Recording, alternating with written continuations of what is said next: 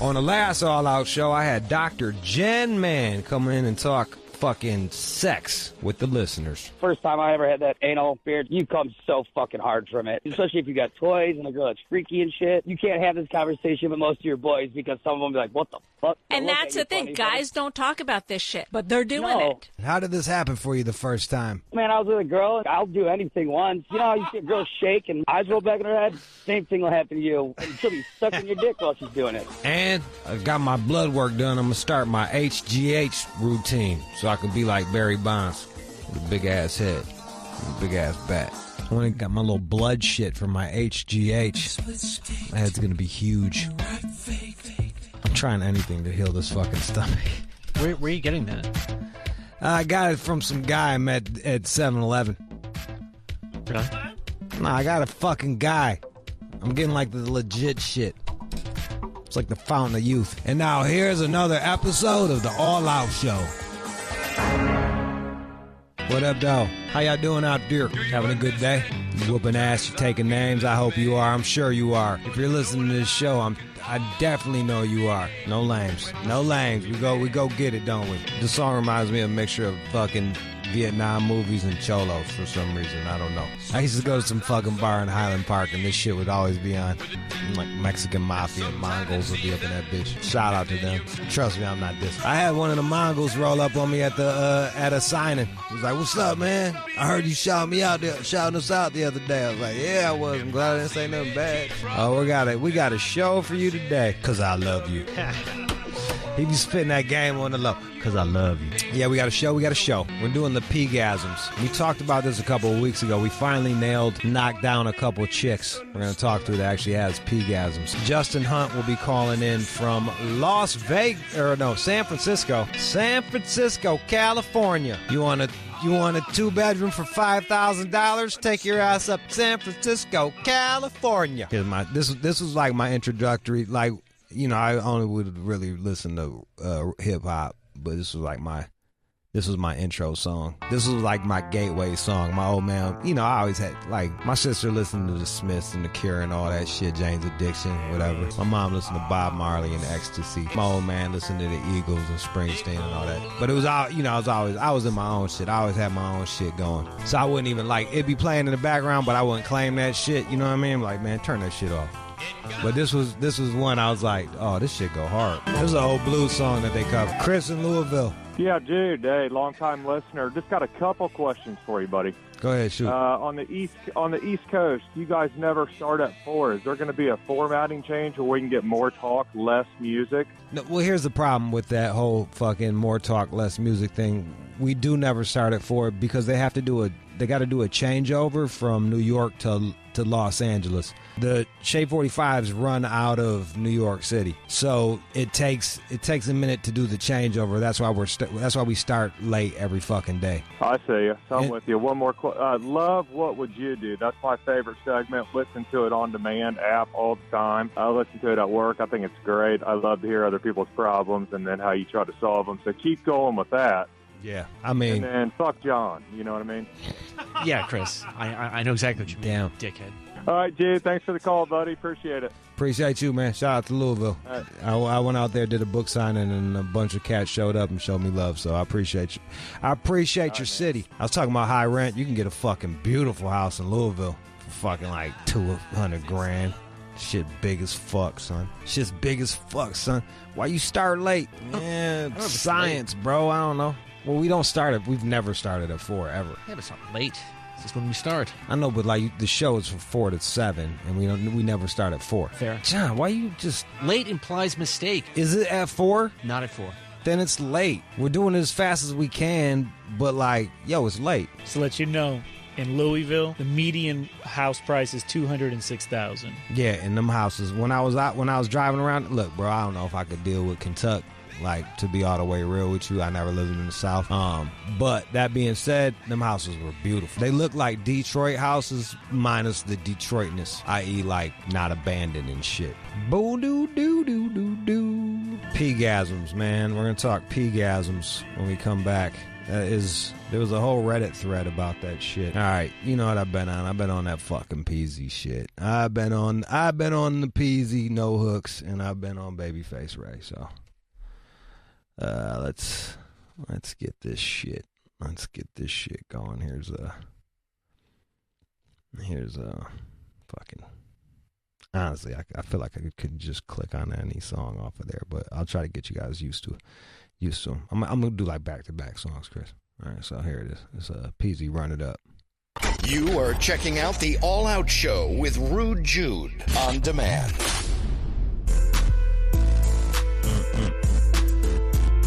Safe War Fifth, what up, though? How you doing out there? All right, man. I think it was like last week we had this whole article about the PeeGasms. This has been trending on it's been trending on Reddit, I believe. Now, I'm familiar with this shit. As a bathroom attendant, I would have to hold my pee for a very long time, or else the people would steal my money and my fucking gum and cigarettes. Can't trust those drunk motherfuckers. They will steal your shit. So I would just have to sit there and wait. And then when I finally peed, it felt like I was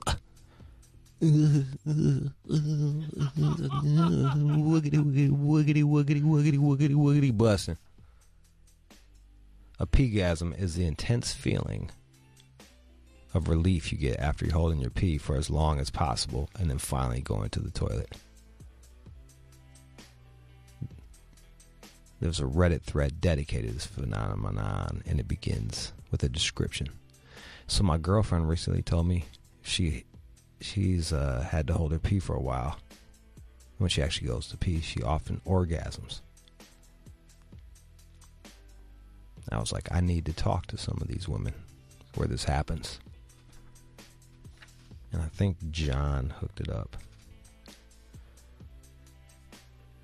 She said sometimes these orgasms leave her lightheaded and off balance and are pretty different from clit or vaginal orgasms. Do you have PeeGasms? Call up. Especially if you're about to pee.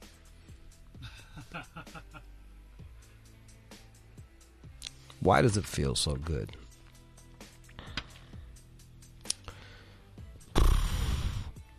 The doc says a full bladder while you're asleep will stimulate your pelvic floor nerves a bit, which makes you more likely to have a sexy dream, which can trigger an orgasm while you're asleep. Not to sidetrack, we got to get the fucking women that come when they have the babies. You ever hear about that shit? I heard about actually going to the bathroom while getting pregnant, but nah, man, there's this whole breathing technique where you bust nuts while you have your child because it's hitting the same spots. They do this on purpose? Yeah, like you're trying to come while you're having a fucking kid. No. I don't want to go all the way off the fucking rails, but it just made me think of that shit. So we got a couple women calling up that have PeeGasms. It's better if they fucking. Let's talk to Maria. Maria, what's up? Hey, what's up? How you doing? Doing good. So you've had these? Yeah, all my life. Didn't know what they were earlier, but I know they are now. When was the first time you had one? As a child? Yes, it felt really good. Didn't know what it was, but it felt good. Were you confused? Of course. Did you figure out that the longer you held the pee, the better it was going to feel, or was that just not on purpose? Not on purpose. When did you finally find the correlation between you holding the fucking pee in and that you might feel orgasmic sensations? Within the last 5-6 years. No shit. Yeah. So once you did that, did that make you hold it in more often? No, because it doesn't happen every time. But when it does happen, goddamn, feels great. I'm right there with you. A lot of people don't know this, but I drink a lot of water and stuff. Mm-hmm. And I have to talk to y'all on the air, so I'll be fucking holding pee for a long time. Then when I finally get in there, woo, buddy. And sometimes it's embarrassing. You look forward to it a little bit, right? What's that? You look forward to it a little bit, right? Well, it's weird because I'll be like in there next to a fucking man, like, like having a moment while I'm fucking taking a leak, trying not to be too loud and shit. So yeah, they don't understand. No, they don't get it. Do you have do you have to pee now? Yeah, I've been waiting. Oh, you?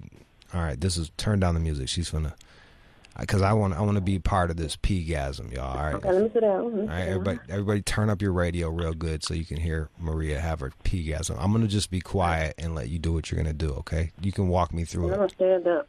I'm gonna stand up and pee. You're gonna stand up and pee? Stand up and pee. The club pee. This club, you don't want to sit on the toilet. You just have to stand and squat. Okay. That's it. All right, here we go. All right. You're gonna come down. Come on, baby. Come on. I feel it all through my body now. It's almost. It ain't even come down yet. Yeah, maybe I need to run some water. It's hard to pee on demand. It is. It is. Don't you? Yeah. Don't get nervous. You just take a deep breath, and we're here for you.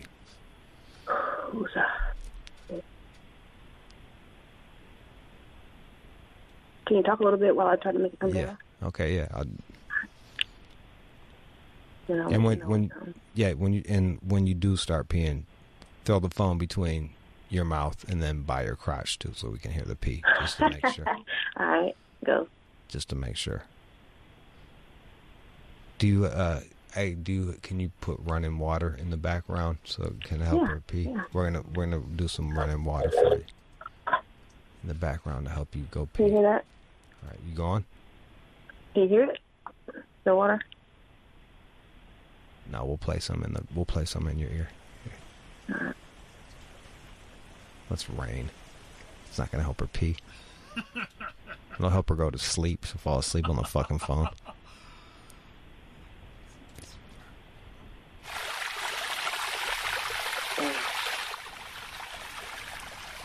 Let me push my bladder. So you gotta push it. Oh, man. Oh, here it comes. Here it comes. Here it comes. Oh, almost. There it is. Ah, yeah. Come on, baby. Oh.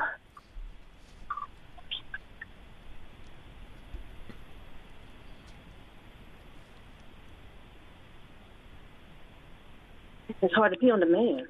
Damn. I was trying to get my dick hard the other day on demand. It's not that easy. Ooh. There you go. Let it out, girl. Damn, this might be better than just peeing. Shit, trying to make you pee. Come for daddy. Huh? Damn, y'all got me on the spot. It won't come out. Put your finger under some water. Put my finger in the water. You know, it's hard to reach the sink and be on the toilet at the same time. Pee on the floor. Should I pee in the sink? Yes. Let's try.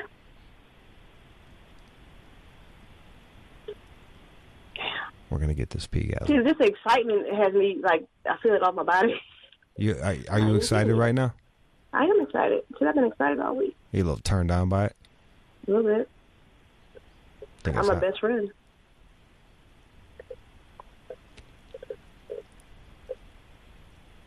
All right, here we go.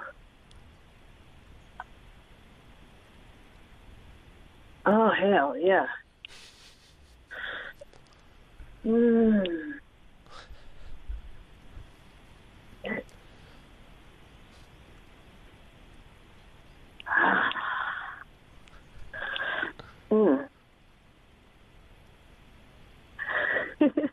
It's crazy. Are you going? A little bit at a time. Yeah, a little bit at a It time. makes it better. Yeah, there it is. Yeah. Yeah, just take your time with it. Now, okay, I need to. You peeing in the sink? Off on the pee or just my message? Oh, you could fake an orgasm right now. I'd be into it.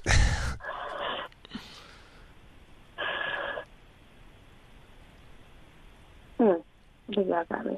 I think that's it. That was it? That was a PeeGasm? That's it. Now, I'm doing something extra now, but it's not. It doesn't have anything to do with pee. Oh, now you're just, like, touching yourself and shit? You should see it. Yeah, go ahead. Keep that up.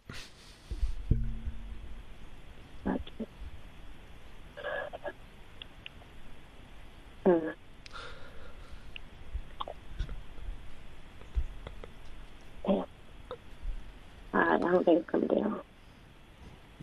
You did your Maybe best. coming, but it's not coming down. That's all right. You were a champ, Maria. I appreciate that. It's hard to pee on demand. It is hard, very hard. Did you think that you were going to get pee shy? Yes. I was nervous all day about that shit. Really? Yeah. You did a pretty good job. You caught a little baby peanut. And that's what it felt like, dude. Yeah. All right. I appreciate you, and we're gonna put you on hold and send you something nice for trying that. Now we got Jackie. Jackie. Yes. How you doing, Jackie? I'm good, too. How are you? I'm awesome. Now you too have experienced these PeeGasms before. This is not a myth. No, it is not a myth, and my sister has the same thing. So we're like, I don't know if that's really rare, but yeah, my sister and I, we both have the same thing. Do you remember the first time you had that? Yes, actually. I think I was like 15. I had just like a sharp, like tingling sensation throughout my body, and I didn't know what it was. But it was right as I was going to pee. Like I just kind of felt it in places that I didn't understand. So you were like just in pleasure but confused at the same time? Exactly. Because I don't think I had ever had an orgasm before, so I was really confused. Do you have to go pee? I do, actually. I have been drinking water all day. All right. Would you do me a favor, and when you do go pee, can you go between, if you're moaning, I'd love to hear you moan, but if you don't have a moan in you, just throw it down so I can hear the pee and going back and forth. Okay, let me see what I can do for you. You are a champ, Jackie. In case you guys are just tuning in, we're doing the PeeGasms. Okay. I'm going to put my phone on speakerphone so I can go back and forth. You do what you need to do. I'll probably be quiet most of the time, unless you need me to say like dirty shit to you. Okay. Like, yeah, I pee in think that here toilet. it comes. Pee for daddy.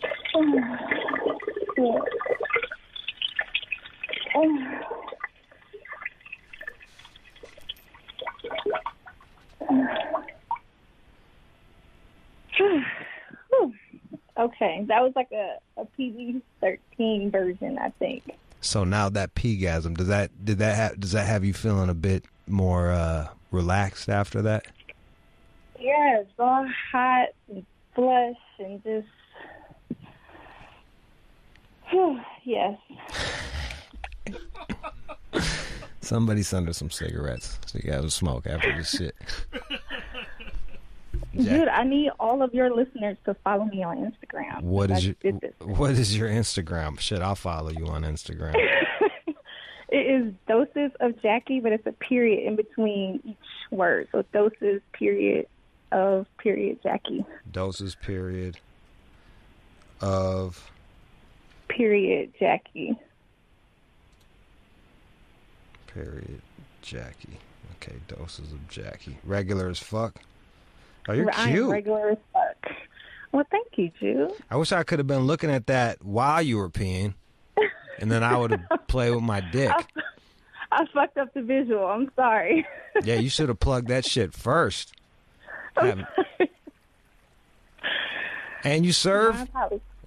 Yes, I'm in the Army, yes. Well, thank you for your service, and thank you for peeing. Thank you. I'm actually getting promoted next week also to Staff Sergeant to E6, so. There you go. Congrats. Yeah. Thank you. Congrats. Dude. Yeah, and if you ever need to pee an orgasm, you just call up. Give her the warm line. I'll listen to that every fucking... I'll stop talking to her fucking pee an orgasm. I got you, Jude. I will call you whenever I feel like I need to pee an orgasm at the same time. You're a fucking champ. That was Jackie. Thank you, Jude. That was Jackie. You can follow her at, let me fucking doses.of.jackie. She's got 3,399 followers. Let's get her up to like $4,000.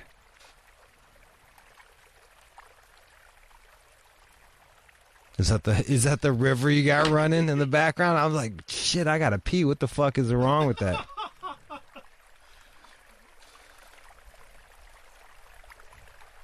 This dude said he had a Shitgasm. Josh, go ahead. What's up, Jude? What up, man? We just had this hot shit, and now you're gonna ruin it. Go ahead, tell us. Yeah. I can't top that, man. But I got like ulcerative colitis, I got Crohn's, celiac disease and shit. So anytime I smoke dabs, like I fucking bash out. I'll eat fucking like 5 pounds of gummy bears, pizza, and all kinds of shit. And then by like 2 o'clock in the morning, I'm fucked up on the toilet, like nobody's business. Just sitting there fucking crying, waiting for something to happen. And then as soon as that fucking shit explodes out, I ain't ever had anything go up my ass, but I can tell you what, that's the best feeling ever coming out of my ass I've ever experienced. All right, man, I gotta go. Sidebar shit, that isn't there is something about like eating like I think it's the sugar-free gummy bears. If you eat too much of them, will like blow you out or some shit. Would you be willing to try that, John? It's any kind of sugar-free candy will give you some kind of diarrhea. Is that what that fucking shit is? Like, yeah, I seen some dude try to eat a pound of that. PeeGasm. There's a couple people that want to critique the first woman's pee. And you know what? Like, fuck you guys. Don't let them through.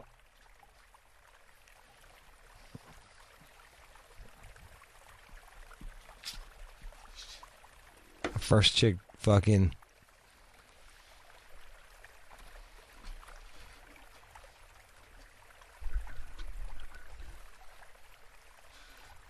She tried her goddamnedest. Fucking pee. It's not easy peeing on demand. You are not going to bash your fellow listeners. Man, you got to turn that fucking running water shit off. I'm going to take a leak in my pants. All right. That was awesome. That's what it sounds like when a woman comes, John. Yeah, I'm sure you're not used to that sound, but yeah, that's what it sounds. That's what an orgasming woman sounds like sometimes. I'm reasonably sure I've had that happen a couple times. Reasonably sure.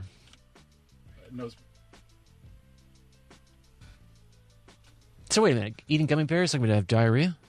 I think there's some shit about sugar-free gummy bears. Like if you eat a ton of them, you're just fucked. Huh. We got like 3 skits out of this shit. We got the fucking we got to get the orgasm baby birth. Have you eaten all of those gummy bears? And then whoever's got any chicks that got to take a pee and fucking orgasm at the same time, they can just fucking. So we're gonna test out the gummy bear theory, and then I'll just have diarrhea in the bathroom. I mean, I'll just that'll literally happen. It says right here, having too much undigested sugar will cause diarrhea via osmosis. Let's do it. You're down? Damn, you're a champ, dog. You're going to get a good Christmas present this year. Fucking. You're really going for it, man. All right, Justin Hunt is coming up next. He's got news on Lauryn Hill. She fires back. There's been some shit in the news about her. Bandmates are kind of shitting on her, and she's firing back. Justin is in San Francisco. He will not be peeing. He will just be sprinkling us with game. All right. Don't go nowhere. It's All Out Show. You are checking out the All Out Show with Rude Jude on demand. Hey there. All right. So what we got for you coming up this hour, we're going to do Black, White, or Other, but first we're talking to Justin Hunt about Lauryn Hill. I think it's like the 20-year anniversary of her Miseducation album. I think it is. And there's been all these interviews. And Lauryn Hill is shooting back. Justin will have all of that info for you. That and more. And of course, black, white, or other. You don't win shit either. You're not winning nothing. Don't even ask for it. Why? Why?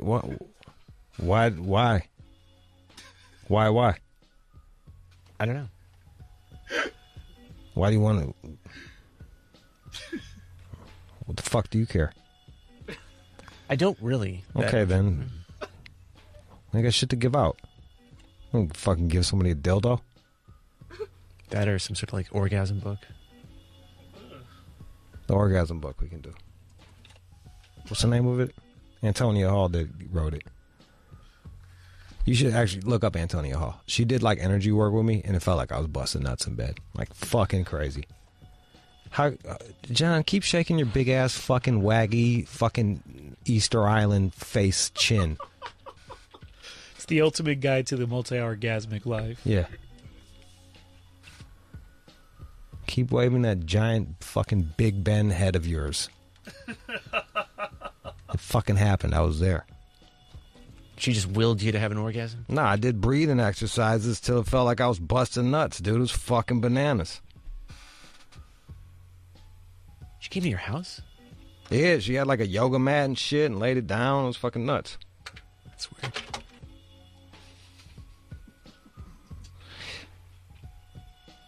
I think many women can attest to this, but like a lot of the key to like busting nuts and orgasms is just like being in like the moment and fucking breathing and like letting the energy flow through you.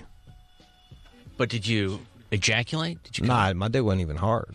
See, but it was like it felt like I was coming. Right.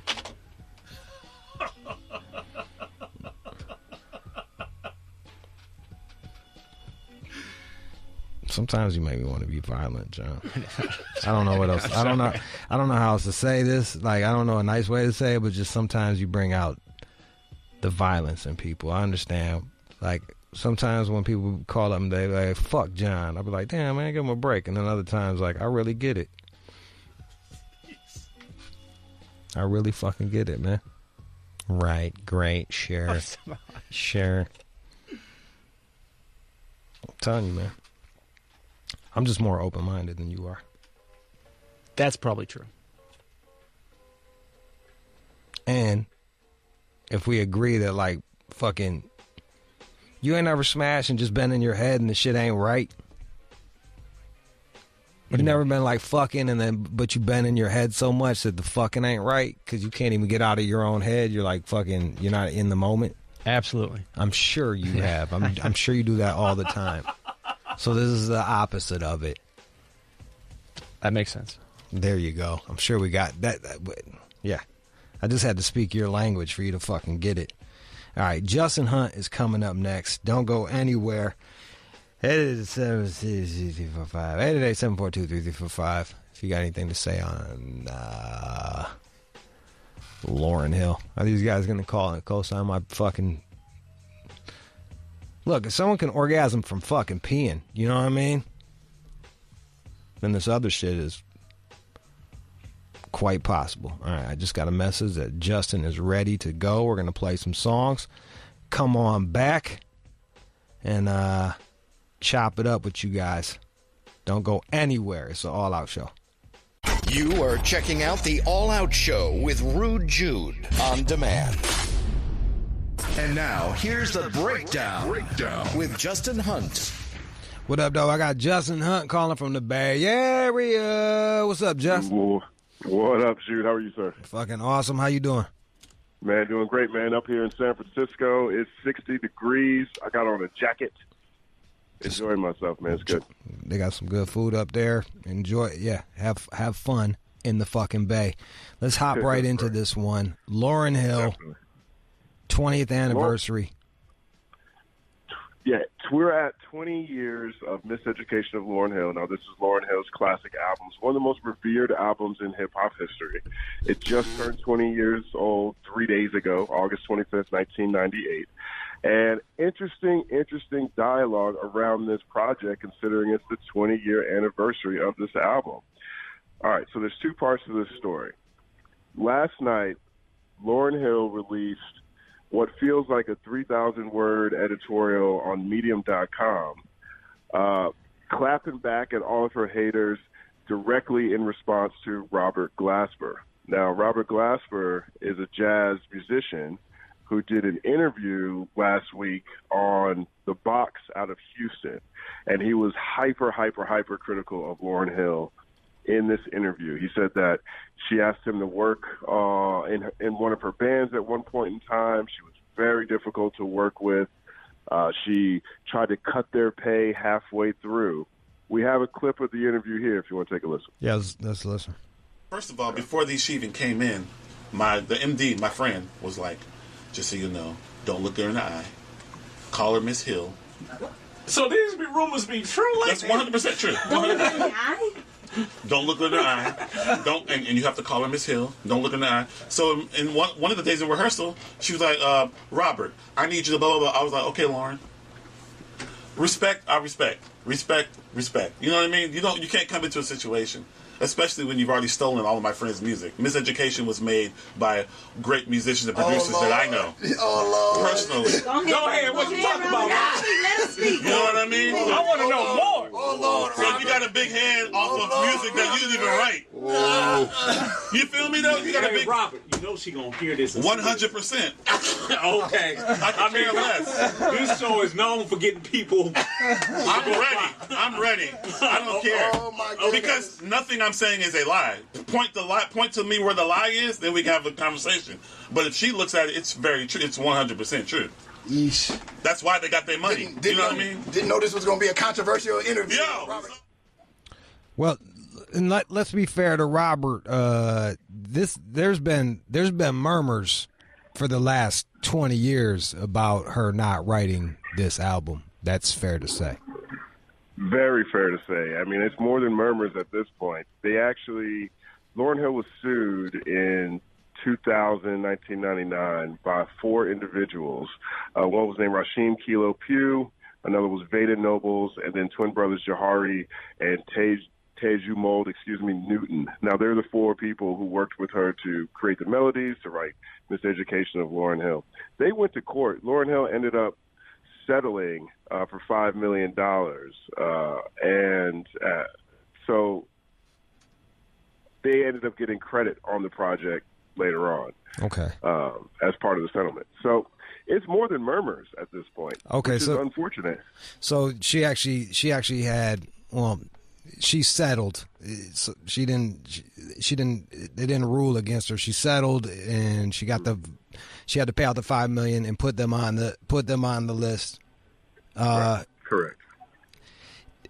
And it was, look, just even if it didn't go to court, like as a casual observer, it's like when someone drops a fucking gem of an album like that and then just never drops anything ever again, and then people start saying that they ain't write it, you kind of be like, well, if they did write it, they might write another one. You dig what I'm saying? Like, you're a musician, right? Like, if you wrote it, you would write another one. And even if you look back at her monster hits from the second Fuji album, covers, those were, it's Roberta Flack. You know what I mean? That one was a cover. I mean, you have to give her Ready or Not. You have to give them Fuji La. There was other. I mean, even you look, Ready or Not was a shit, but even Ready or Not is like literally Ready or Not. That they didn't really do much with that sample. It sounds a lot like the original Ready or Not, except for the rapping on top of it. But like, I'm not taking anything away from her lyric. Like, lyric. Maybe do you think that she's just more of a lyricist and less of a fucking songwriter? Well, I don't know. I think she's a great songwriter, too. Don't get me wrong. I definitely think that, at least from the information that was out there about the lawsuit, I don't think she stole the whole album by any means. I think she definitely put her words to it. I think it was definitely her bars, her lyrics. I don't want to say that she can't write anything. But I do think you have a point when it comes to, well, why haven't we heard anything else basically in 20 years, right? Like, if you can do it once, you can do it again. That's my whole Matt Damon fucking argument. Like, yo, dog, like, he won an Oscar for Good Will Hunting. I ain't seen you write shit ever since after that. You know what I mean? Did you write that shit? Right. I mean, at bare minimum, I think at least Matt Damon, you can say he's out there trying to get paid. Yeah. At least he's making movies. Lauryn Hill's not even making songs. You know what I mean? Like, and I'm not coming from a disrespectful place when I say this, but, as impactful and incredible as that album was, it was now 20 years ago. There are questions about why she would say that she wrote and produced this whole thing by herself when she didn't in the first place. And she hasn't put anything else out since. So it's led, and not only that, I mean, she's had now 15 years worth of doing live shows and festivals where she shows up late, like really late, where she does renditions of the songs off Miseducation that are completely, that don't sound anything like the music that was on that album. Like, she's just had just terrible, arguably terrible live shows for 15 years on top of it. So even her presentation of the music that people love isn't what people paid for. And then she shows up late on top of that. Do you think the Marleys ruined her? Right. Did she fall for that thing, right? did she get that Marley dick and just fucking, like, just self-destruct? That's the funny thing about it, because, she had there was that whole love triangle between her, Wyclef, and Rohan Marley. I think that was alluded to or written about heavily back then. I don't know, man. I have no idea. She has 6 kids. A lot of times it's just tough when you have a lot of kids. Maybe she's just busy. I don't know. But here's what she did yesterday. Now, she dropped, in response to Robert Glasper. Robert Glasper, again, he's a jazz musician, incredibly well-respected. He's on Blue Note, which is, anybody that knows anything about jazz, it's like one of the most respected labels in jazz. 100%. Like, he's an incredible artist on his own. And so she wrote this it feels like 30,000 words. It's probably 2,500, 3,000 words. In response to a lot of the accusations that Robert Glasper makes about her. All right, let's hear some of the responses. First off, firing the band. Yeah, all right, so she talked about firing a band. Here's what she said. And I definitely don't like to fire anyone. It did take me meeting a lot of people over a number of years to find the right musicians, but my current band has been with me for a long time. The newest members probably 2 to 3 years, some as long as 7 to 8 years now. I was looking for a similar natural chemistry with the new musicians that I had with the Fugees and Miseducation bands. I literally grown up with those musicians. That wasn't easy to find. Later on, she says, they ask her about, or Robert Glasper says that she docked people's pay, and this is the part where she compares herself to James Brown. She said, I would never cut a musician's pay arbitrarily unless I had a legitimate reason. There are artists who do cut pay, though. James Brown was notorious for docking musicians. If they did something he didn't like, I'm sure there are others. So she said she didn't, but she said James Brown did? Yeah, she's basically saying she doesn't have any memories or recollections of doing that. That's bullshit. But I don't have any memories. James Brown did. Either you did or you didn't. Right. I mean, James Brown released more than one album, or more than 2 albums. You know what I mean? So at bare minimum, at least people knew what they're signing up for. All right, let's talk about the Robert Glasper hypocrisy. So here's what she says about Robert Glasper. She says, I'm confused as to why such a principled musician who thought I stole from his friends would show up to work for me anyway. If that was hypocrisy or opportunism instead of genuine interest, it would further explain why an artist would feel the need to put his or her guard up. She continues, she says, and who are you to say that I didn't do enough in my career? Most people are probably just hearing your name for the first time because you dropped mine in an interview, controversially, taking nothing away from your talent, but this is a fact. 888-742-3345. You got any thoughts on the Lauryn Hill? Now, that to me is interesting, too. Like she defaults to where she says it's either hypocrisy or opportunism, that he would decide to work with Lauryn Hill after knowing that she stole from, or after he believes, or after she stole from his friends. I don't know. Maybe he was just optimistic. Maybe he was like, hey, well, maybe it'll be different this time. You never really know. And look, man, sometimes you hear bad things, you show up, you're not surprised. Dog, the other thing is like in music, motherfuckers just rip people off all the fucking time. Like if you're not tight, if you don't have a tight contract, you get ripped off. Like that's kind of, so I can understand musicians playing with somebody that ripped off people. Like that's just kind of how it goes, especially if it's a paying gig. What does she have to? Dirty industry. What does she say about what? So what does she say about the terrible versions of her songs and can't play her songs? Okay, so this is what I found interesting. So one of the things that she's been criticized for again is that when you go to her live show, it's not the versions of these songs that you hear on the albums at all, and it's a lot of times it's inaudible. Like you can't even really just hear what's going on. Can't hear the lyrics. You can't hear the music.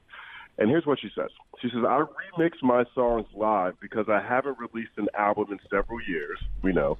There's a ton of backstory as to why. Right. There's a ton of backstory as to why, but there's no way I could continue to play the same songs over and over as long as I've been performing them without some variation or exploration. I'm not a robot. If I had additional music out, perhaps I would have kept them as they were. I didn't, so I've revised and rearranged them according to what I'm feeling in that moment. This way, my performances are heartfelt and authentic, not me just going through the motions. I can't imagine why that would be a foreign concept to anyone who appreciates jazz. Also, and the myth that I'm not allowed to play the original versions of my songs is a myth, as anyone who's seen my current shows would know. What about the showing up late to shows? What does she have to say to that? Me being late to shows isn't because I don't respect my fans or their time, but the contrary. It can be argued that I care too much and insist on things being right. I like to switch my show up regularly, change arrangements, add new songs, etc. This often leads to long sound checks, which leads to doors opening late, which leads to the show getting a late start. This element of perfectionism is about wanting the audience to experience the very best and most authentic musical experience they can from what I do. That's probably the funniest response. That sounds like the biggest crock of shit I've ever fucking heard. Don't worry, guys. I showed up late to your party because I respect you. Yes, I wanted to put on my best outfit. I had to change clothes 15 times just to make sure I was extra clean. I took 7 showers. We practice so much. That's why you don't understand these songs. Yes, and that's why no one likes them. Like, that would be another thing. Like, it would be one thing if, like,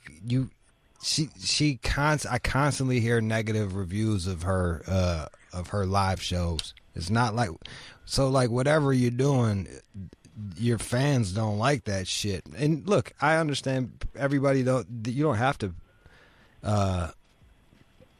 play for your fans. I understand that, but you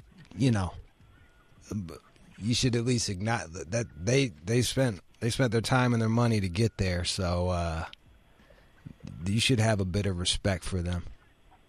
That's the part where I get frustrated. One of the first articles I ever wrote when I first started writing about rap music was called Lauryn Hill Buyer Beware, and it was in 2009, and it looked at that point the past 4 years of live shows about her outfits had gone Homie the Clown, and her people were showing up late, and how much money these tickets were, and all these things.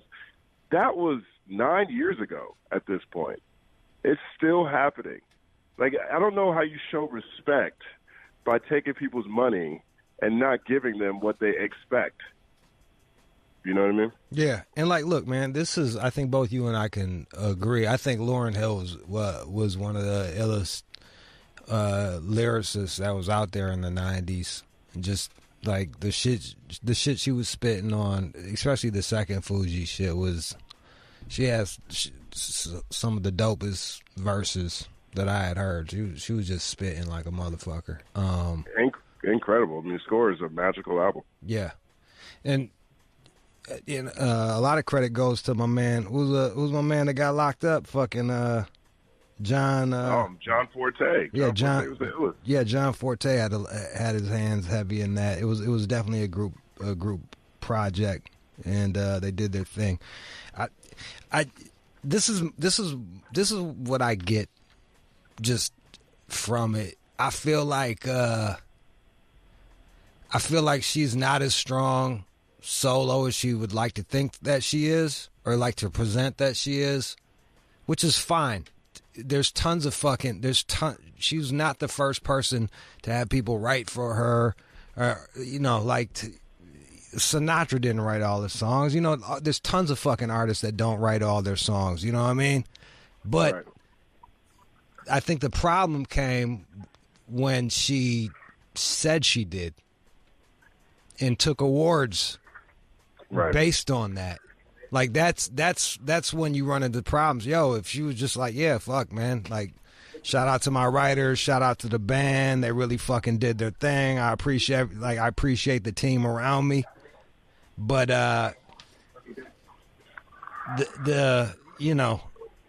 it seems like no one liked to work with her, or the people that didn't like to work with her were very loud about it. Yeah, and shout out to Torre. Torre is my favorite music journalist ever, and he did a great piece for Rolling Stone in 2004, really looking at what happened between Lauryn Hill and the Fugees, and what happened with Wyclef. And after the Fugees, the Score came out, people didn't know who the genius was. They didn't know if Lauryn Hill was the genius or if Wyclef was the genius. And then Wyclef came out with The Carnival right after that, which is an amazing album. He got all kinds of praise for that project. And all the Fugees camp helped him out on that project, and it was dope. But when it came time for Lauryn to work on her album, Wyclef wasn't available. So she, as Torre reports in this, and the extensive research she did, she decides that, okay, I need to make everybody know or believe that I'm the genius out of this group. So I need to make this project all of my own. And I need this album, Miseducation, to settle the score, quote unquote. So there's pressure to be, if you not only, have ill feelings about someone you had a relationship with, and then it didn't work out creatively with the group, and now you're competing with this person, maybe that drives you to take credit for work that you didn't truly do 100% on your own. Yeah.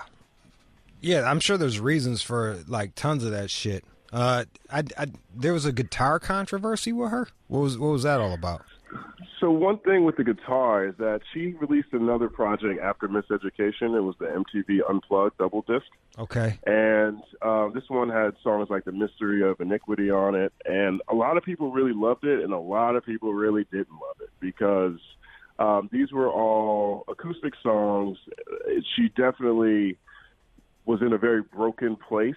Either in this piece, she also talks about things that happened in the music industry, not in any detail, but says that the industry put stress on her. And she played this guitar, but she played the same two chords for like 24 songs. Oh, and brother. So people are like, oh, man, she was playing the guitar, and all of a sudden it's like, oh, she can't play the guitar. Now, there's another part. That's an example we've all seen. There's another part in that Robert Glasper conversation when she's talking about how when they were working together on before the shows, she didn't know how to tune her own guitar. So she would call someone else to come over and run over and like tune the guitar for her because she really didn't know what she was doing. So it's kind of a two-pronged response as to what was happening with the concert with the guitar. Here's what she said in her letter. I never held myself as some accomplished guitar player. I play to articulate better to seasoned players what I want. It's an instrument I learned without any real lessons or instruction. I play in an unorthodox manner, So, but like, that's the response around the guitar. All right, let's take some calls, and we'll go to a couple more of her quotes. 888-742-3345, 888-742-3345. Jake in Brooklyn. Go ahead, Jake. Hey, so before this all went down, I probably would have had Lauryn Hill in, if not my top 10, MCs of all time, definitely in top 5 women MCs of all time, if not number 1 woman MC of all time. After this, to be honest, I feel like a lot of her integrity got damaged, and I think for people that really listen to music, that aren't just in it for, what's hot at the moment, I think integrity is really, at the end of the day, what it's all about. And I lost a lot of it for her, just kind of learning more about how she treated her band members, how she went about creating the music or not creating the music, as, you guys are talking about now. So it's really damaged the respect I have for her as an artist, to be honest. All right, let me just jump in. I hear where you're coming from, but she is not the first fucking. This is kind of like, I hate to say this, but it's more common than not, like the no direct eye contact shit, having to call people miss, and it's creating very, very clear boundaries with the band to establish dominance and who is the help and who is the star. So she's not the first person to do that shit, and it doesn't. Like I'm gonna let Chris in Brooklyn say what I think. Go ahead, Chris. I'm ready. Go ahead, Chris. Yeah. So listen, I think my thing is she I lost my train of thought, but I think the stress that she went through is what actually made her function the way she functions. But she's a good lyricist, right? Excellent lyricist, but I don't think she could write her own music. I don't think she could perform very well neither. What you think? What do you think, Jess? I got my opinion. I mean, I went to Rock the Bells and saw her perform. I didn't enjoy the performance at all. I like to think that I don't think that she didn't. I think she wrote enough of those songs to let me believe that she can write music, can write songs. I don't want to go that far, but I just think that she made the mistake of trying to take 100% credit for something she didn't do by herself. Look, I think she's a hell of, like, I think she like, if you listen to her that second album, she's a spitter. She can really spit on that Fuji shit, and but coming up with melodies and hooks, that's a whole other man. That's a whole different thing. And even to my point, a lot of those melodies that were used on the Fuji shit was sampled melodies. You know what I mean? And then once you get into her original shit, it could very well be that cats were helping her with that. And it's unfortunate. Like, she doesn't have a big body of work to back up. Be like, nah, bitch, I got this album. That album was a miss, but this album was a hit. She got one fucking album. And cats are saying that she ain't even write most of it, so that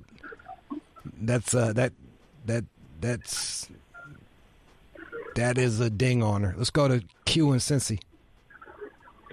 So my point was simply this, about the whole myth of her not being able to perform her songs because of the record label. You guys remember Dave Chappelle's Block Party?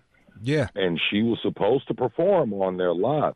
But if you remember backstage, Dave said the record label would not allow her to perform the songs, so we did something better, and we got the Fugees. So I do believe that the label will not allow her to perform her songs for whatever reason that may be. Do you think that might have just been not true to cover up for her? It may have been. I don't know, but why would they even record and put that out there if that wasn't true? All right, that's a good point. I mean, you see my point? Look, it could be argued either way as far as I'm concerned. You know what I mean? Like, right. It could be argued either way. She might not have been able to hit them notes that time and be like, oh, we're going to do a Fuji song instead. Right.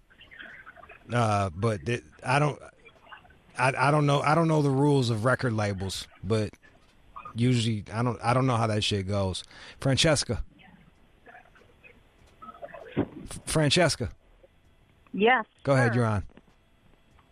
I am a little insulted by Lauren's rebuttal to everything that was said. If, we're the fans. We're the ones who pay to see her. And to be honest, I'm in my 40s. The 90s was when I was young and when I was really listening to her. And I would love the nostalgia of seeing her perform her songs exactly the way they are on the album. I think that's what the fans expect to see. And it's unfortunate that she's pulled the wool over our eyes and gives us all of these excuses on why she does this and why she's late and why. There's no reason for sound checks to make you late. I've gone to plenty of concerts, and, I've never heard of something like that. But with her, it is every show, and it just gets annoying. And, if you're an artist and you're trying to make money, you got 6 kids, you want to support your family, why are you playing games with the fans? They're the ones that feed you. So as far as I'm concerned, I love her as a performer. She is incredible. She didn't write the songs on Miseducation. You know what? Not everybody writes their songs. Some people have ghostwriters. Who cares? The album was phenomenal. She has talent. That's without a doubt. But, you got to be a decent person. You got to be a good person. You got to be good to your fans, or they're just going to call you on your bullshit. Ooh, Thanks. Let's go to Dre in South Dakota. We're trying to get as many people in as possible. Go ahead, Dre. Hey, this how I feel, Jude. Go ahead. For one, with the band members, she don't owe them shit. They work for her. So if she got an attitude with you, so what? My boss at my job don't fucking greet me every day I walk in, but I still go to work and do my job. As far as fans, I'm a fan of Lauryn Hill. I listen to her shit. So what? She late to a sound check and shit like that. People have lives. That's what a lot of fans don't understand. Yeah, her life is performing. People. What'd you say, Jude? You were talking about showing up at your job. Her job's to show up on time. Like if you showed up late at your job every day, wouldn't that be a problem? You've never been to work late, Jude? Not every time. Shit happens. And whenever I've never been late to a book signing. And that I believe, but this is where I'm coming from, Jude. We don't know what the fuck is going on in her life for this shit to be happening. All we know is we want to hear her music. We don't know what the fuck is going on in her life. She might be getting her ass beat before she go, and she got to put on makeup for an extra 20 minutes. That's why she late. Nobody knows. If she got an excuse, that's her reason. If you don't like her reasons, you don't like her shit, don't buy her music, don't listen to it. It's nothing to cry about as a fucking fan. Don't buy her music. Like old girl said, we put money in her pocket. If you don't like what she's doing, don't fucking buy her music. That's an easy way out. Don't listen to her shit. Let's go to Joe in San Diego. Joe. Hey, what's up? In what he was just saying about sound check being late, so forth, I disagree. It's your job, it's your career. Be on time. If the ticket says 8 o'clock, be on time. I saw her in about 2010, 2011 in San Diego. The show was supposed to start at 8. She didn't show up till almost 10. No. And due to the venue, it had to be cut short at midnight because it was in a marina. No. And so zoning said, that's it, done. So all those people, including myself, paid X amount of dollars. That's it. That's all you get. Go home. You got to be on time. That's your profession. Yeah, had me waiting 2 hours. I don't know how you did it, bro. I don't know how you did it. At that point, I'm just tossing them back. You was pot committed. Let's go to LJ and Justin. These are criticisms you've heard before, huh?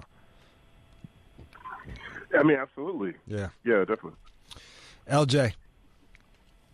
Yeah, sorry about that. So here's my thing.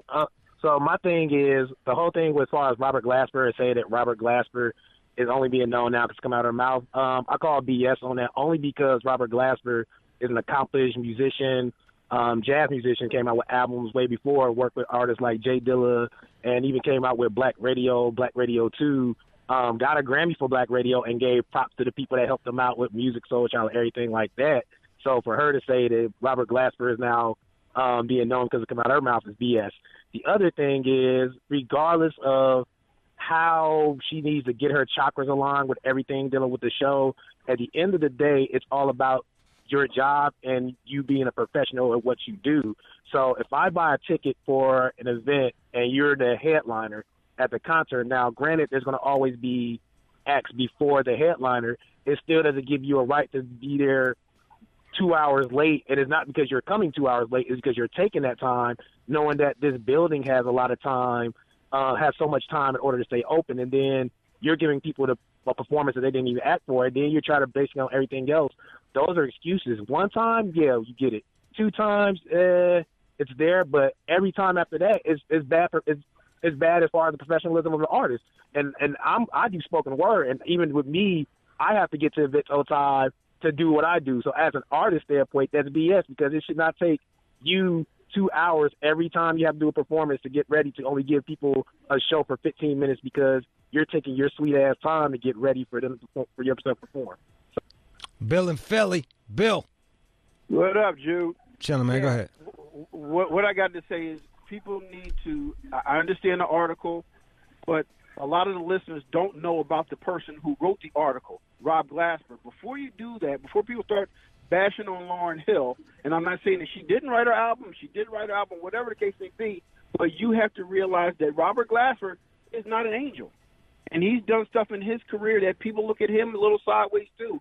So before we start to jump on her, your listeners need to know about the person that wrote that article about her. All right, what did give me a Robert Glasper example. I mean, I met Robert Glasper back in the early 2000s. He's a musician. He came up with Marcus Strickland and E.J. Strickland and all these young up and coming jazz musicians. And his first 2 albums were on point. I'm a jazz aficionado. I wouldn't touch the stuff he's doing now. And he said some things in the past about John Coltrane that made, long-time jazz aficionados look back at him like, wait a minute, well, why are you talking about Coltrane like this? So before we start bashing Lauryn Hill on his say-so, I think people need to just listen. Do you think he's lying? No, I don't think All he's right. lying. Okay. But then again, there can be more than one asshole in the room.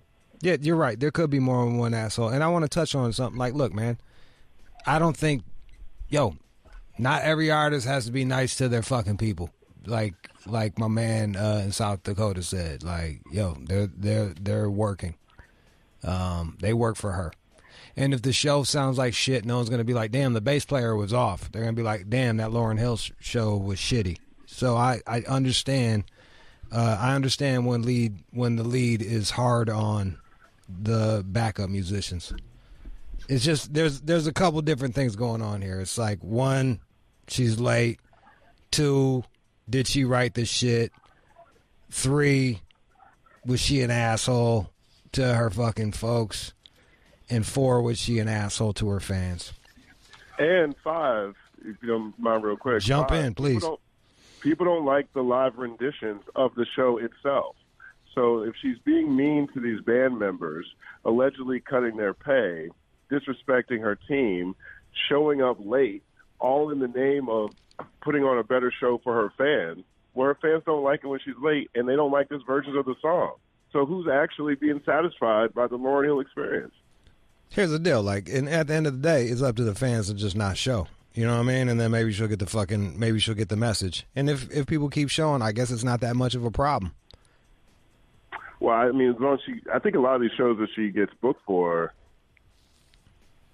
she's getting the money up front. I don't know if she's producing these as much as a lot of these shows are, shows of all types. Like it's a corporate show, or it's a headlining a festival show, or whatever. Let's go. I think there's a range of different stuff.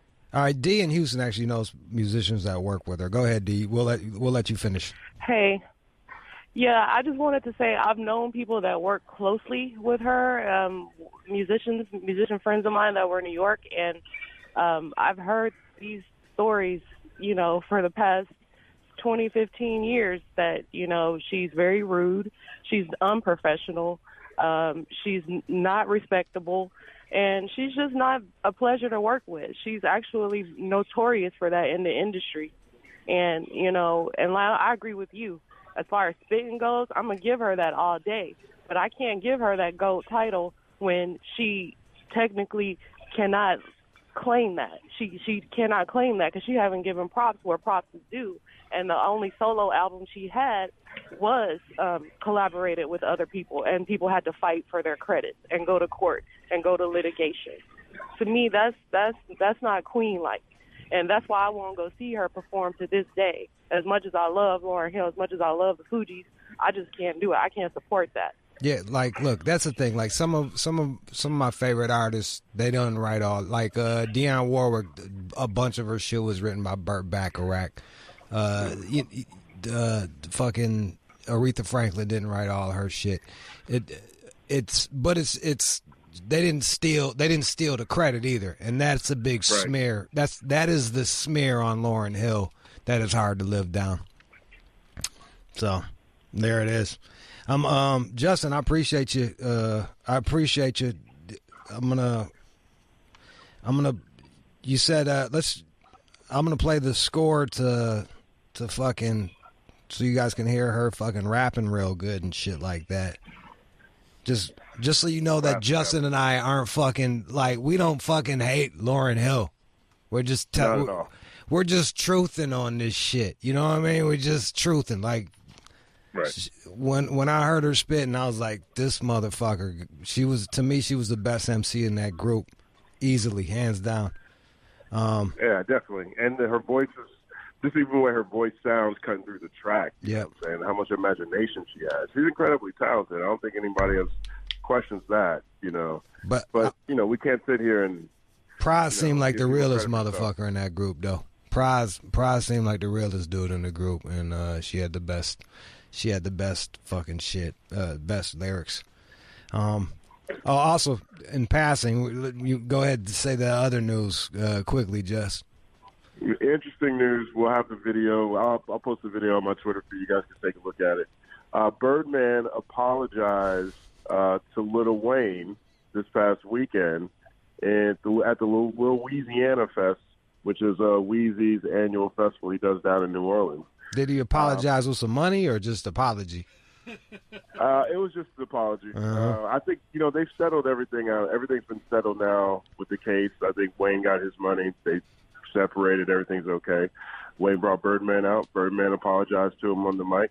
It was a nice little moment there. They kiss on the mouth, or they just left it with a handshake? They did not kiss on the mouth. All right, good. You know. That's my son. That's my son. I don't know what that means for the state of their relationship, but I guess it was nice for Wayne to get some closure. Good. Around this whole thing. So I like Lil Wayne. He's a class act. Yeah, man, he's a nice guy. He's a ruthless MC, great rapper. Yeah, you know what I mean. So I'm happy he's got his freedom. Outside of that, follow me at The Company Man on everything. Check out these videos on YouTube. Jude, I appreciate you, brother. I appreciate you too. Have fun up there in the Bay, man. Bay Area. If you see Justin, stop him, holler. Here's the score. This is the title track from Fugees' second album that went like fucking diamond or some shit. You rockin' loud, but you ain't. You are checking out the All Out Show with Rude Jude on demand. All right, man. Hey, did you miss the PeeGasm earlier? A woman called up and took a pee and had an orgasm. You can hear that on demand. And you can follow her fucking shit. Doses of, what was it? God damn it. Doses of Jackie. Doses of Jackie with a period in between each one. Arra. Arra. Yeah. And follow at All Out Show for everything. You got any show ideas? You got any bits? Any wacky people you want us to talk to? Any weirdos that you came across? You fucking hit up at All Out Show with your ideas. I want one of them fucking tree sexuals. Like one of them plant people that like the woods. They got them. I just want some weirdos, man. We need weirdos. You just gotta know your Sway is the Sway gets the big guests. We get people that fuck trees. Like that's our lane.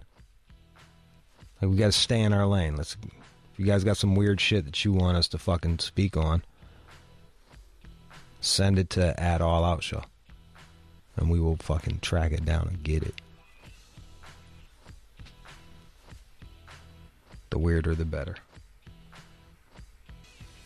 The weirder, the better. And my shit is at One More Jude. On Instagram, it's private. Because it's so fire.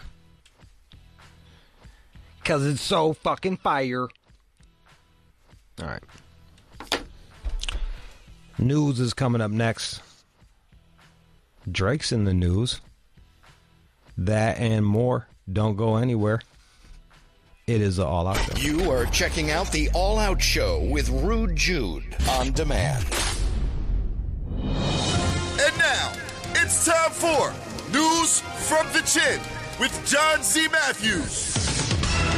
There is a Canadian woman who is getting a lot of attention because she canceled her wedding because her friends didn't pay for it. Oh, I'm already going to like this one. Her friends didn't pay for her wedding. Susan, she's called. Susan. She won't even say her real name because she knows that there'll be people like me shitting on her. So the couple called off the wedding just days before they were supposed to get married. Their guests refused to pay the $1,500 attendance fee. Are you fucking kidding me? This is weird. $1,500 attendance fee? Was that like, that's like in lieu of a fucking present, just pay the fee? Is that it? Or did she want presents too on top of that? I don't think she gets into that, but she needed the cash. Needs some money. Have it at the fucking VA or some shit. Or, you know, Knights of Columbus. Rent that shit out. All we asked was for a little help from our friends and family to make it happen. Fuck you. Entitled fucking cunt. And look at, and you married a cuck. He's either a pimp or a cuck. It's the two extremes. How's that go? The father of the bride is supposed to pay for the wedding? Is that how that goes? Right. Well, this is the Facebook post. It's too long-winded. It comes with great sadness that I'm announcing the cancellation of blank wedding. I apologize for canceling only 4 days beforehand. Unfortunately, Blank and I have broken up due to some recent irreparable problems. We've decided to end our relationship and not go forth with any future proceedings. I will be spending the next 2 months backpacking in South America. Boy, I hope nothing bad happens to her. That'd be a shame. Boo-hoo. She sounds like someone we need in this society. Ugh. Fucking just the epitome. I'll say it over and over again. Like fucking sudden tragedies, fucking weird house fires, goddamn like car accidents, and you're fucking fucked. Like, I understand that. I understand the crowdfunding behind this, but, like, you're asking $1,000 per person to pay for their wedding, and then that doesn't even include the people that have to travel there, book a fucking hotel. It's like whoever has destination weddings, suck my dick. Yeah, there was someone I know, they were having their wedding in Turks and Caicos, and I just said... No, they do that shit on purpose, man. They do it on purpose. They want to eliminate half of the fucking people. It worked. But like for me, like if you're having a destination wedding, I'm getting you an oven mitt. Like I'm not fucking dropping a bunch of like the last destination wedding I had to go to was like it cost me over a rack. You know what I mean? Like cost me over $1,000. And then I got to buy you something. And I looked it up. You have up to a year to pay to buy a wedding present. So I always wait the full year because there's been 2 times where I bought the present and then they didn't make it a full year. And I'd be like, I want my present back.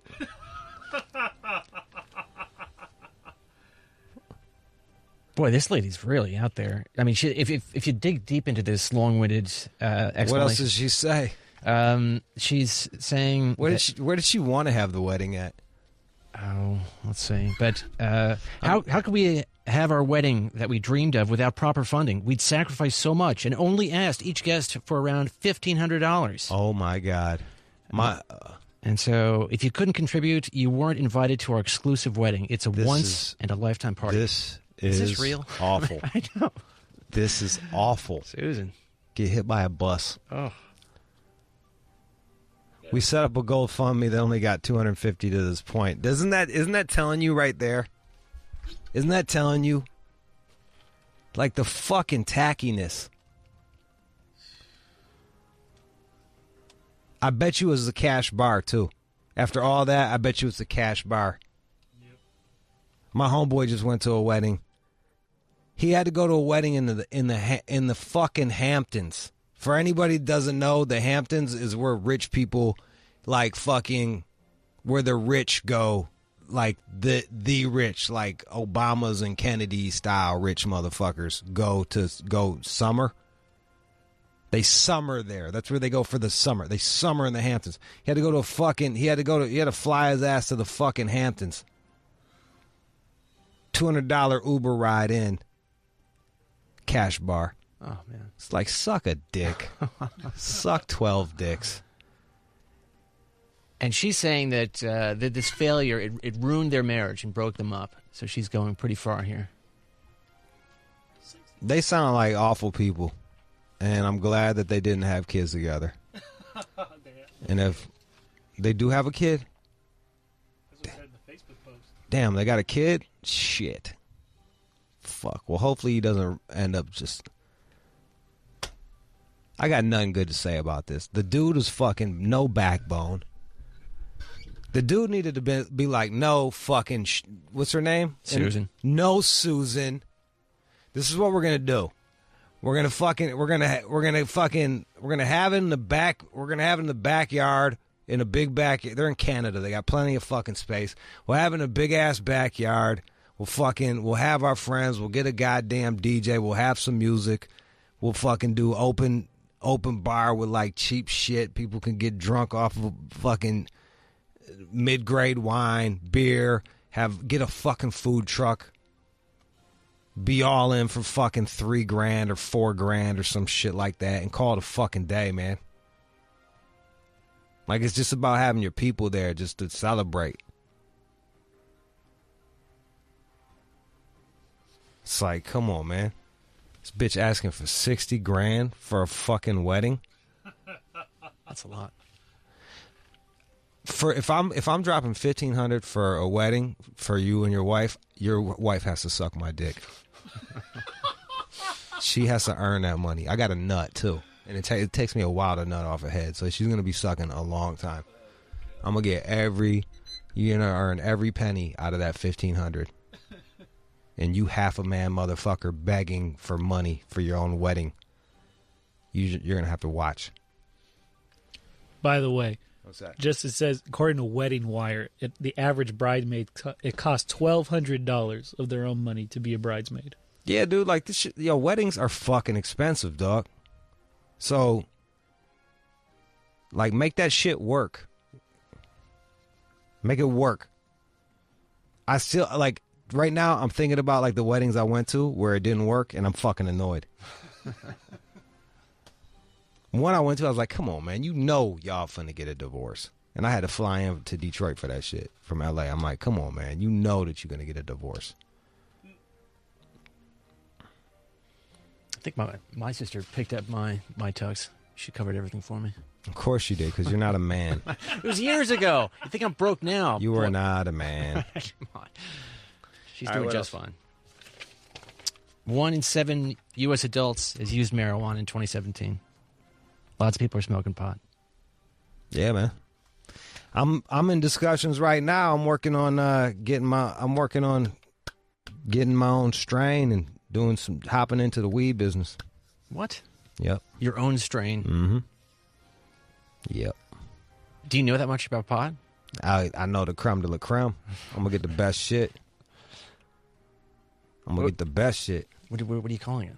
It's all. Just know that I'm working on that shit, champ. Just know that.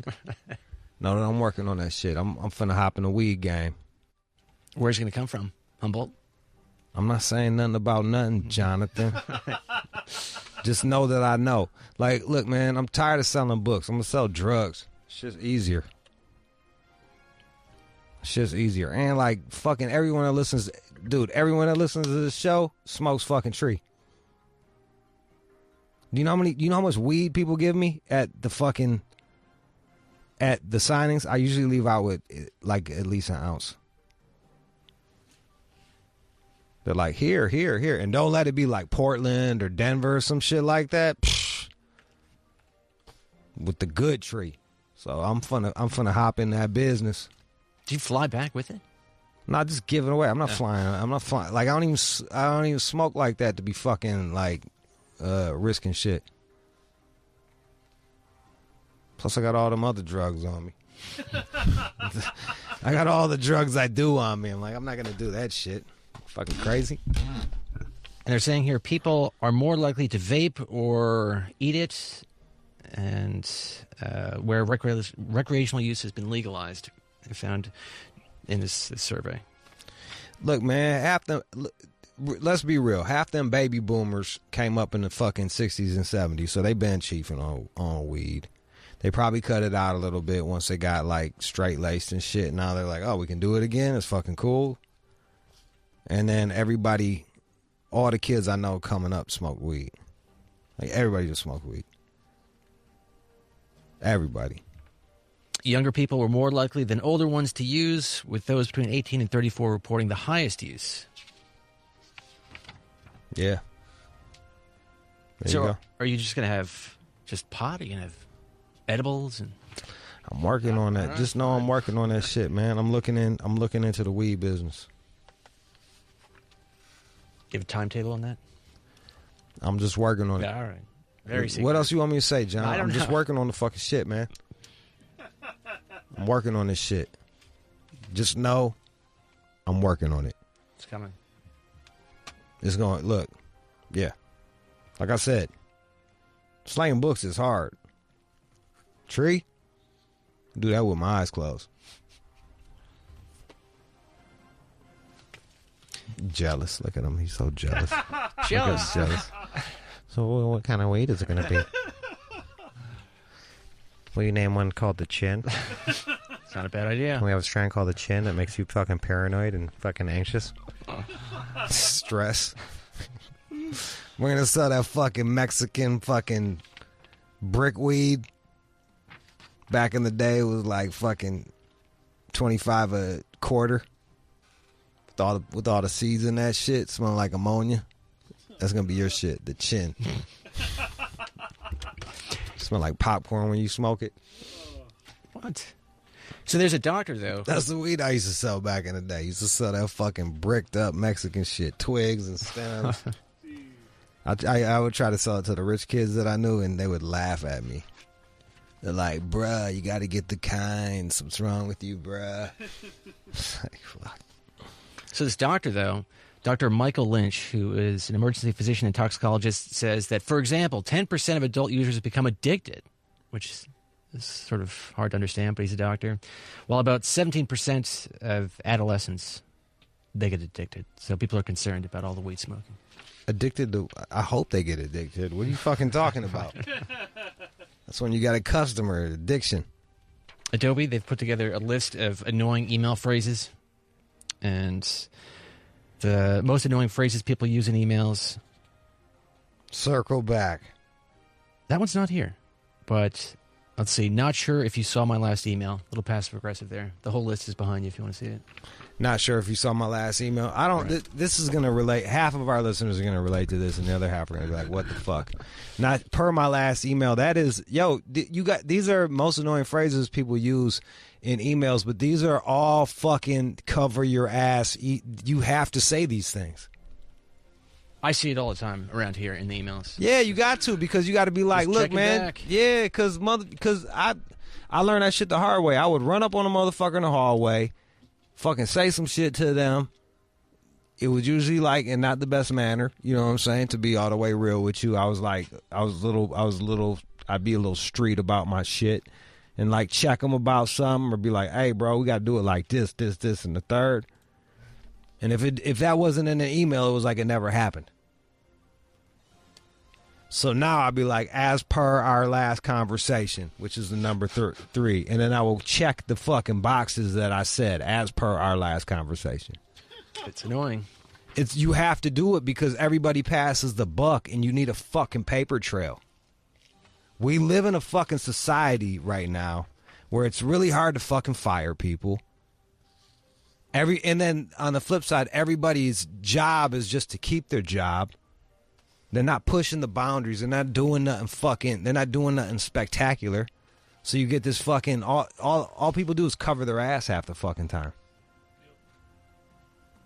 That's all they do. You see it. I see it. Like, how many times are we going to do something cool and then someone comes, I don't know if that's what the fucking, I don't know, is that what the policy? Like, bitch, I don't fucking know. Get the fuck out of here, man. We trying to do a good show. Let me just take my dick out for this fucking porn star, please. Is that okay with the policy? Like, yeah, sure, yeah, it's fine. As per our last, as previously stated, as discussed, all of these are cover your ass. Every one of them are cover your ass, and it's indicative of how bad people are at their jobs. The strangest thing is when I ask a question in a different office, and then 2 weeks later I'll get an answer, as though they just decided to 2 weeks later look at my email. You got to follow up and follow up and follow up on motherfuckers, man. But at some point they just dig deep. Oh, there's John. Let's take. Yeah, man, you got to follow up. You too passive. Well, it depends on what we're talking about. There's whatever we're talking about. There's been times where we literally remember the fucking opening for this news. It took 6 months, dude. So maybe 2 emails would have been better than 1. In my defense, there were several. Wheels are in motion. There were emails, and there were reasons there was a delay. The guy was on vacation. Who knows? I like how the most annoying phrases people use in emails all have to do with other people not doing their job. Per our conversation. This is all because of other people not being on their job. Any updates on this? Like, bitch, if you on your job, I wouldn't be shooting you this fucking email. Sorry, I'm annoying because I'm good at my fucking job and you're not. See, people don't like that. Sorry, your inadequacy is annoying you.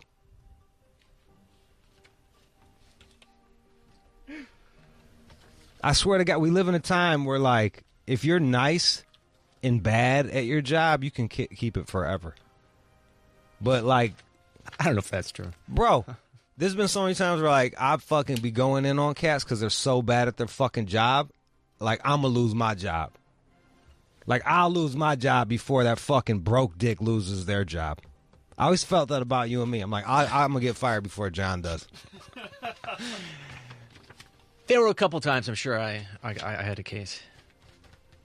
That's my point. I didn't do anything. I know you didn't do anything, but that is the ridiculous point. You could fuck up every day, fucking 4 times a day for 6 months, and then and I can speak to you about it, and then when I finally nut up, you have a fucking case. That's the problem with society.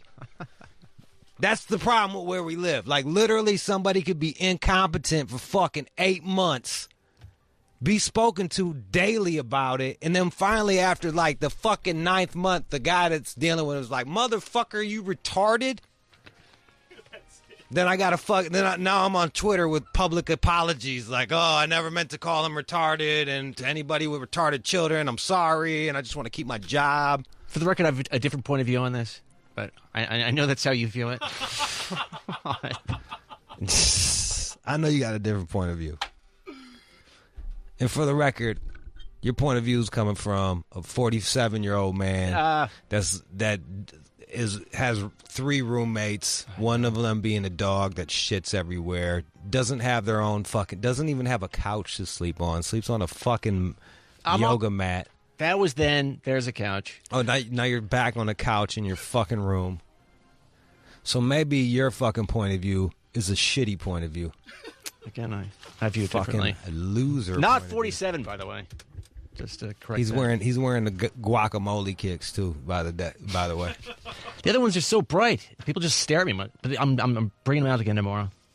I'm sure like him, by the way. I'm sure you can dust them up pretty quickly, John. By the way, I like them. Everyone loves him. It'll take you 1 week to ruin those fucking shoes. That's the other thing. I don't get them all scuffed up.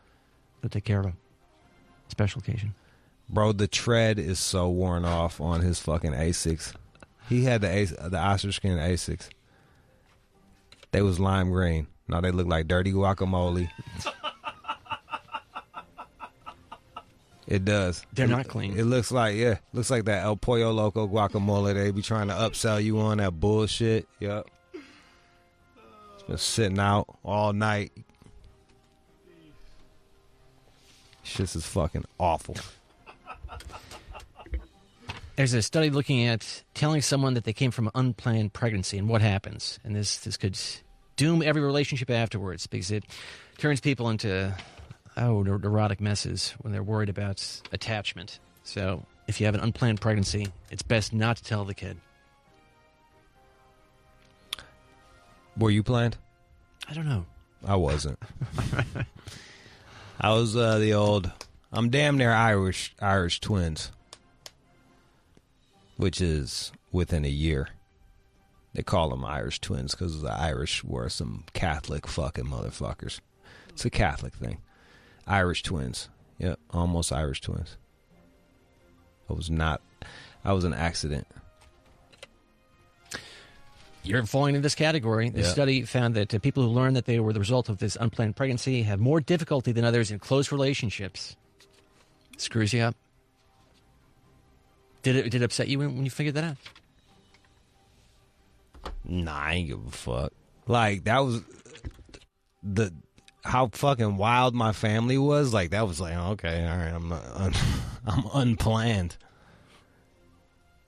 That was probably the least traumatic shit that I dealt with. Why'd they even tell you that, though? How'd that come up? I don't know. They just fucking said it one day. Like, that wasn't that bad. Like, cops coming in the house all the fucking time to, like, break up fights between my parents was kind of shittier, you know, that type of stuff. Bailing Pop out of jail the next day, like that type of shit. But you may have this attachment insecurity. What's attachment insecurity mean? This anxiety and avoidance of close relationships altogether. Oh, I got that shit. And you're worried about being abandoned, maybe? Yep, I'm fucked on that. Yep, I got that. I just figured that was from other shit, though. So perhaps this affected you? Could be. Maybe I'm broke. It just takes the right woman. Just the right woman. If you're out there, we'll start with the blowjob, and then we'll just go from there. So it can just suck the pain out of me. Man, give me some good news, man. And now, time for good news. All right, so there's this young girl. She was recently surprised by Drake at the Chicago hospital, and she's getting her heart transplant. So did he do the little heart sign? Well, Kiki, do you love me? Oh, you don't have a heart, do you? You need one. But Sophia Sanchez, she's an 11-year-old girl awaiting a heart transplant, and she was surprised by Drake last week after she did the Kiki challenge that gained some attention. So I can let me see her little Kiki challenge. This is the original video. Oh, she's rolling in a wheelchair. Oh, she got up out the wheelchair.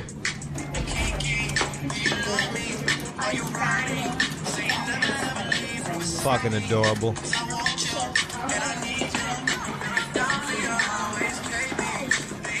Aw. Who's the fucking little ass? Get out of the way, little brother. He was unplanned. That's all right. That was cute. That was fucking adorable. And she learned on Sunday that she would get this heart transplant, and she had this surgery Monday morning, and after 9 hours in the operating room, she was back in her bed in the hospital. But I've got some video here of Drake visiting her in the hospital, if you want to see a moment of that. Oh, yeah. All right. Here we go. Oh, my God! You asked me to come. I'm here. I didn't talk for a minute. I was like, what? Is this real or fake? He's like, it's me, Drake. I'm like, oh, my God. And then he got to see me God's plan. I gave him my autograph, and he gave me his. So I'm in the Louisville Children's Hospital, and look who came to surprise me. Just for you, my dear. Drake. She came in with heart failure. She was so ill. And having this one special day where she doesn't have to be a sick patient. That's fucking awesome. It doesn't have to be a girl waiting for a heart. Drake. God damn it. Coming through. God damn it if that wasn't fucking heart touching. Thank you, man. Thank you. That was a good one. Good job on that. Thanks. All right. You're not used to hearing that from me. Not really. Huh? Don't know how to react to that. Doesn't that feel good when you earn some shit?